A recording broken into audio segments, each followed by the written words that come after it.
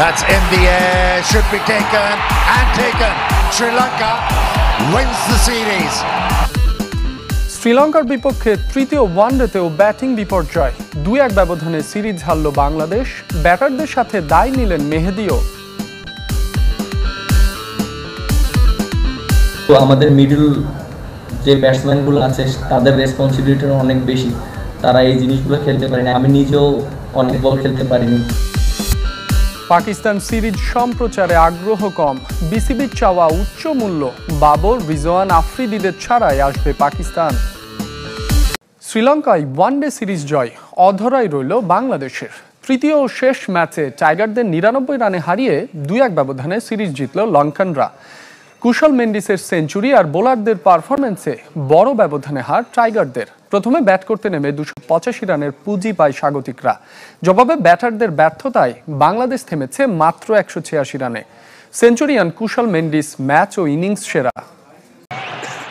জয় পেতে রেকর্ড বুক ওলটপালট করতে হতো বাংলাদেশকে। এত রান তাড়া করে যে কখনোই শ্রীলঙ্কাকে হারাতে পারেনি লাল সবুজ। অবশ্য শেষ পর্যন্ত কিছুই হয়নি, সিংহের থাবায় কুপকাত বাঘ। লঙ্কানদের মাঠে কখনোই সিরিজ জিততে না পারার আক্ষেপ আরও দীর্ঘ হলো। টার্গেটটা চ্যালেঞ্জিং হলেও পাল্লেকেলের উইকেটের নিরিখে দুঃসাধ্য ছিল না। হয়নি বড় পার্টনারশিপ, কথা রাখতে পারেননি মেহেদী হাসান মিরাজও।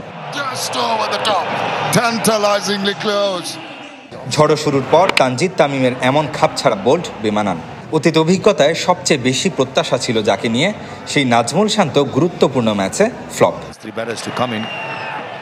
দ্রুত উইকেট হারানোয় ধীর স্থির থাকার চেষ্টা ছিল পারভেজ ইমনের, কিন্তু উইকেটে থিতু হতে পারেননি। চতুর্থ উইকেটে তাওহিদ হৃদয়, অধিনায়ক মেহেদী মিরাজ যখন ব্যাট করছিলেন, শুধু সেই সময়টায় বাংলাদেশ ম্যাচে ছিল। তবে অধিনায়কের বিদায়ে আশায় গুড়ে বালি। শামীম পাটোয়ারির স্টাম্পড দৃষ্টিকটু একই সাথে প্রশ্নবিদ্ধ। হৃদয়ের ইনিংস সর্বোচ্চ রান শুধুই ব্যক্তিগত অর্জন। একই পথে হেঁটেছে টেলেন্ডাররাও। শ্রীলঙ্কার ইনিংসের চিত্রটা প্রায় একাই ঘুরিয়ে দেন কুশল মেন্ডিস। 95 বলে পেয়েছেন ষষ্ঠ সেঞ্চুরির দেখা। ক্যারিয়ারের প্রথম শতকটাও এসেছিল বাংলাদেশের বিপক্ষে 8 বছর আগে জাম্বুলায়। এই ব্যাটারকে সবচেয়ে ভালো সঙ্গ দিয়েছেন অধিনায়ক চরিত আসালঙ্কা। চতুর্থ উইকেটে অধিনায়কের সাথে 124 রানের পার্টনারশিপ লঙ্কানদের বড় সংগ্রহের ভিত গড়ে দেয়। হাফ সেঞ্চুরি করে আসালঙ্কা ফেরেন তাসকিনের বলে, আর কুশলকে কট অ্যান্ড বোল্ড করে আরও একবার বল হাতে চমক শামীম পাটোয়ারির। মাঝে 35 রানে 4 উইকেট হারানোয় 300 পেরোনো হয়নি স্বাগতিকদের। ম্যাচ শেষে অবশ্য এ নিয়ে আক্ষেপ থাকার কথা নয় লঙ্কানদের। সিরিজ নির্ধারণী ম্যাচ বলেই প্রতিদ্বন্দ্বিতার আভাস ছিল, বেড়েছিল প্রত্যাশাও। কিন্তু কিসের কি? এক পেশে হারে আরও একবার কাঠ করায় ব্যাটারদের নিবেদন। ব্যর্থতার বৃত্ত ভেঙে কবে ধারাবাহিকতায় ফিরবে বাংলাদেশ? আরও একবার দায়িত্ব নিতে ব্যর্থ ব্যাটাররা, সঙ্গে হারের পেছনে নিজেকেও দায়ী করছেন মেহেদী হাসান মিরাজ। মোমেন্টাম বজায় থাকেনি বড় পার্টনারশিপ গড়ার ক্ষেত্রে। আর শর্ট সিলেকশন নিয়ে প্রশ্ন উঠলেও তাতে তানজিদ শান্তদের অভয় দিয়েছেন অধিনায়ক।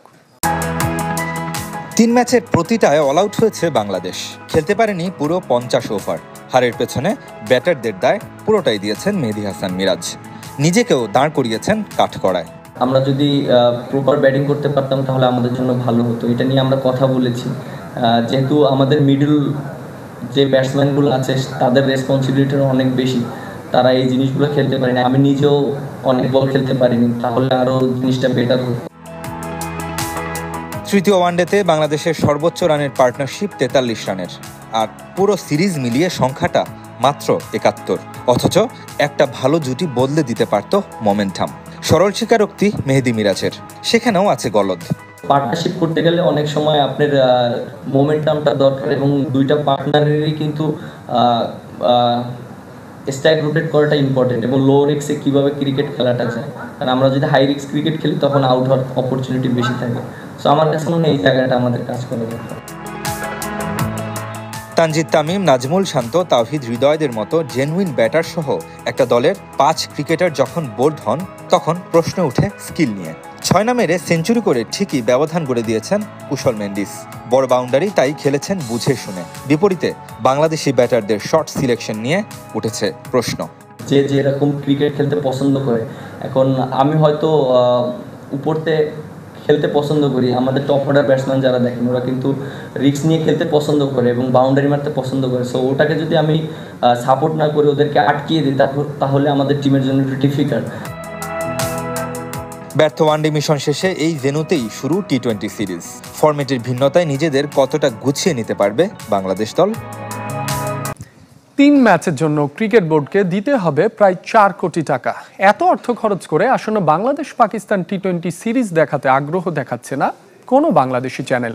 শুধু তাই নয়, ভারত সিরিজ পিছিয়ে যাওয়ায় 2 বছরের জন্য মিডিয়া সত্ত্ব কিনতেও ব্রডকাস্টারদের আগ্রহে ভাটা পড়েছে। ক্রিকেট বোর্ড সভাপতি হয়ে নতুন দিনের স্বপ্ন দেখাচ্ছেন আমিনুল ইসলাম বুলবুল। বাংলাদেশ ক্রিকেটের ব্র্যান্ড ভ্যালু বাড়াতে নিচ্ছেন উদ্যোগ।